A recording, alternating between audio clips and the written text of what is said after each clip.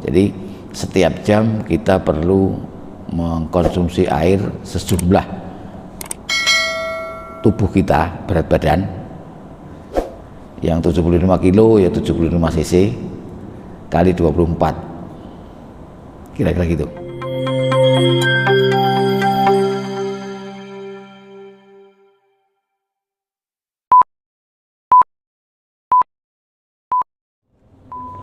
Bismillahirrahmanirrahim. Assalamualaikum warahmatullahi wabarakatuh. Alhamdulillahirabbil alamin. Asyhadu an la ilaha illallah wa asyhadu anna Muhammadar Rasulullah.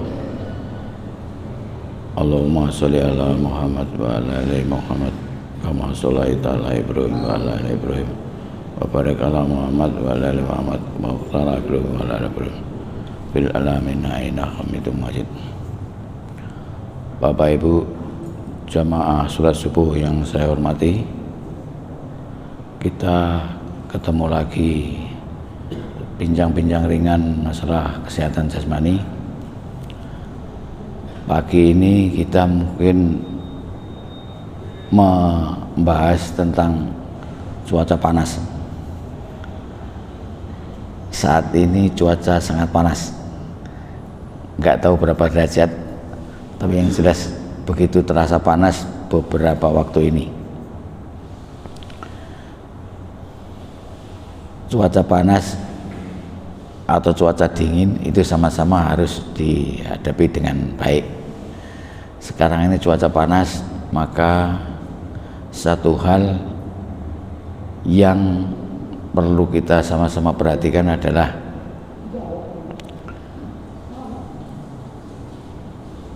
masalah kekurangan cairan.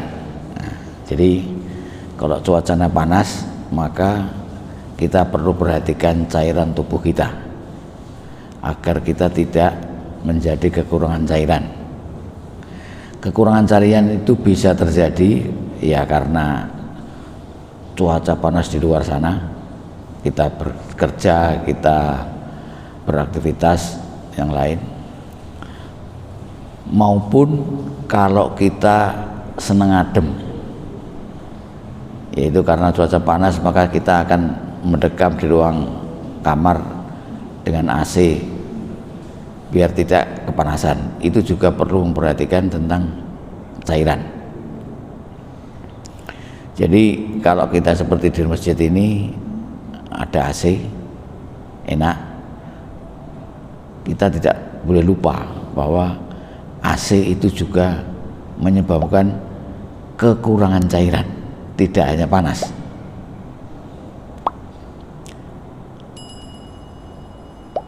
Kalau panas kita jelas berkeringat dan sebagainya. Di samping berkeringat juga penguapan tubuh kita juga banyak, sehingga kekurangan cairan perlu kita perhatikan. Sekarang berapa kira-kira kita membutuhkan cairan? Sebenarnya cairan yang kita butuhkan untuk tubuh kita itu yang normal, patokannya adalah berat badan kita. Kalau kita punya berat badan 50 kilo, maka setiap jam minimal 50 cc harus kita masukkan untuk mencukupi cairan. Ya 50 kilo 50 cc, 60 kilo ya 60 cc kira-kira itu setiap jam, minimal itu. Terus dalam sehari semalam ada tambahan cairan yang perlu yaitu cairan yang keluar dari penguapan tubuh.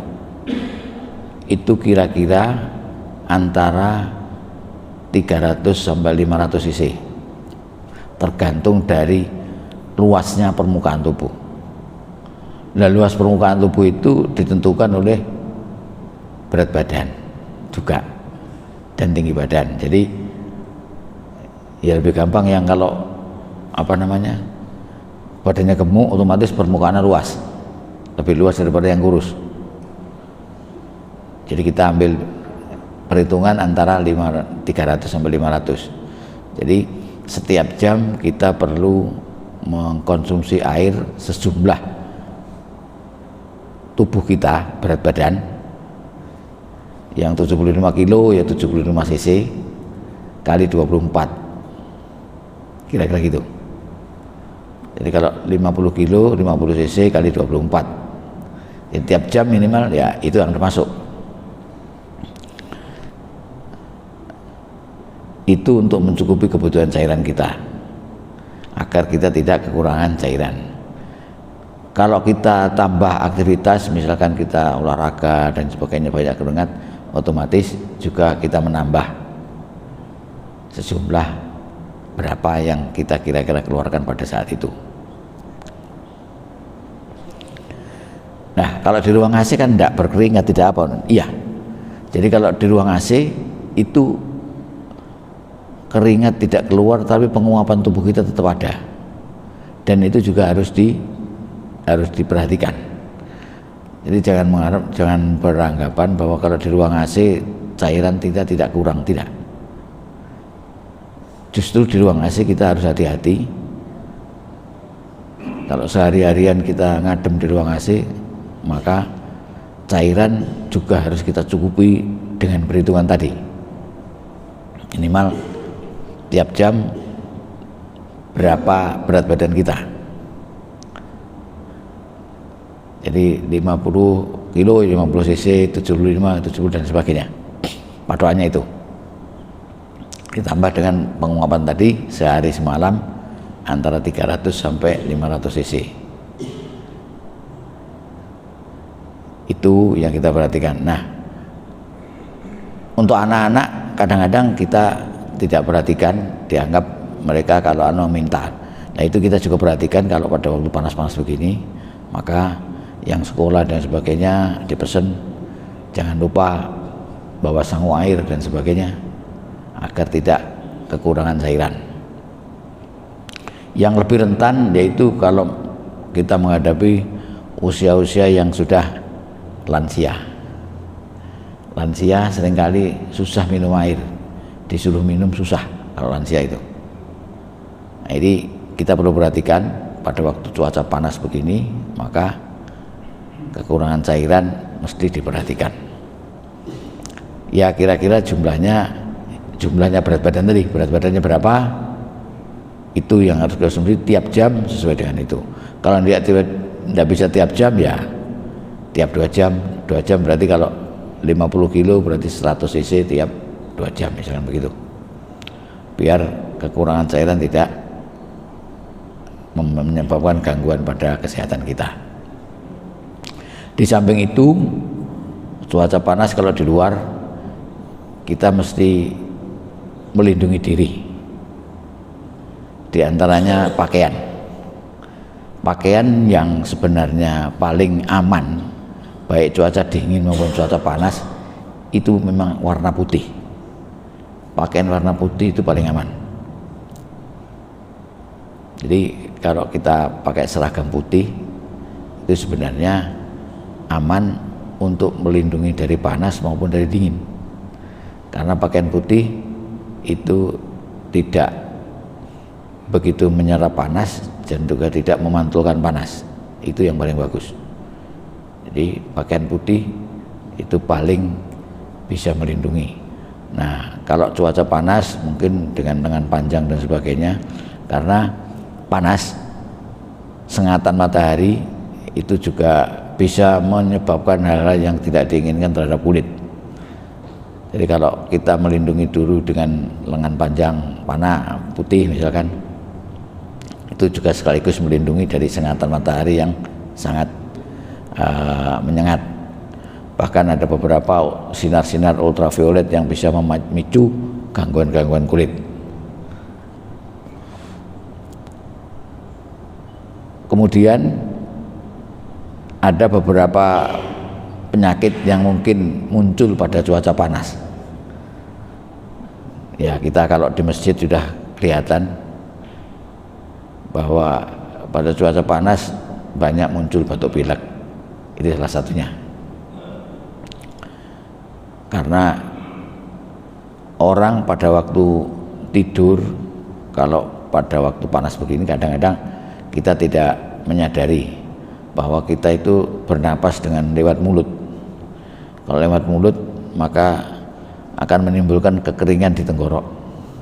Kekeringan di tenggorok ini yang seringkali memicu untuk mudahnya muncul batuk pilek. Itu batuk pilek ya. Jadi banyak batuk pilek kalau cuaca panas. Kemudian juga penyakit-penyakit mata kita perhatikan. Jadi penyakit mata seringkali muncul pada cuaca panas. Di samping itu yang ada penyakit-penyakit kulit tertentu pada waktu panas ini juga seringkali kumat. Itu kita perlu perhatikan. Jadi memang cuaca panas dengan segala konsekuensinya. Nah, yang lain lagi kalau kita kekurangan cairan, salah satu yang juga bisa diakibatkan dari kekurangan cairan biasanya gangguan buang air besar. Jadi kalau kita kekurangan cairan seringkali mengganggu pembuangan. Jadi tidak hanya kencing tapi juga air besar kita juga mengalami kesulitan. Maka kalau yang sebelumnya sudah mengalami gangguan buang air besar, pada waktu panas seringkali malah lebih sering terganggu karena cairan yang kurang tadi. Maka mari kita cukupi kebutuhan cairan kita agar sistem tubuh kita menjadi berfungsi optimal, sehingga kita tidak mudah untuk terganggu aktivitas kita, terganggu kesehatan kita. Kalau kesehatan kita terganggu maka ibadah kita juga akan terganggu. Oleh karena itu kami ingatkan sekali lagi, cuaca panas dengan kekurangan cairan harus diperhatikan. Saya pesankan lagi bahwa para lansia, ya sudah termasuk saya, termasuk lansia juga ya, jangan sampai kekurangan cairan. Kecuali kalau kita lagi puasa, misalkan kalau lagi puasa mau tidak mau ya kita tidak bisa minum.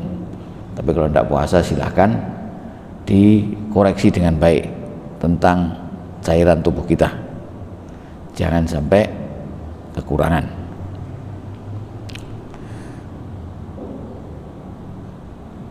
Kekurangan cairan seringkali menyebabkan rasa lemes.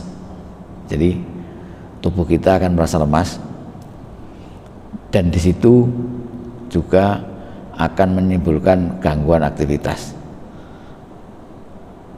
sehingga stamina akan juga terganggu. Jadi banyak hal yang terkait dengan kekurangan cairan ini, maka biar stamina terganggu. Kalau stamina yang terganggu, nanti imunitas akan terganggu dan penyakit-penyakit akan mudah untuk menyerang kita. Demikian kira-kira yang bisa kita sampaikan pada waktu suasana seperti ini. Sekali lagi, cuaca panas perlu kita hadapi dengan baik, baik itu dengan cara fisik maupun dengan cara memperhatikan kekurangan cairan dan memperhatikan beberapa penyakit yang mungkin muncul pada saat panas kita menyerang seperti saat ini. Mungkin itu bisa sampaikan. Ada pertanyaan? Monggo Pak Taufik.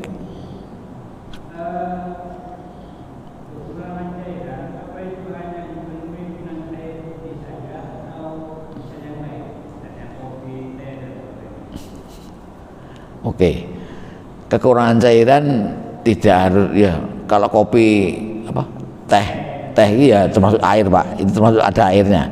Di samping itu bisa juga ya, kita tadi ada lupa memperhatikan kekurangan cairan itu ditangani dengan buah, makan buah ya, karena buah itu juga mengandung banyak cairan, maka makan buah itu penting.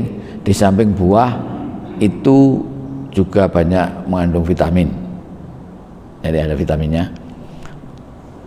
Maka konsumsi buah itu bisa membantu untuk mengatasi itu.